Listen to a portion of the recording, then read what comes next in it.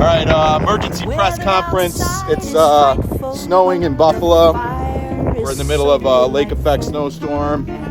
So Jeff and I, we're deciding to go take a walk and try to walk about 500 feet up the street to go get some coffee. We'll see how this goes. All right, update. That's the building. That's our building right there.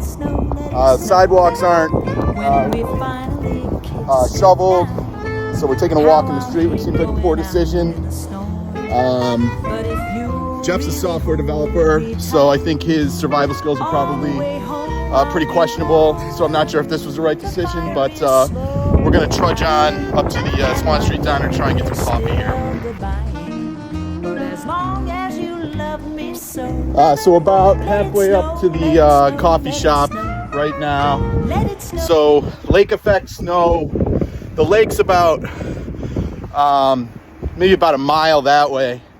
And what happens is you have the lake isn't frozen over, so you have the wind blows across that lake, picks up all the moisture from the lake, and then once it hits the land, that's when it dumps snowfall.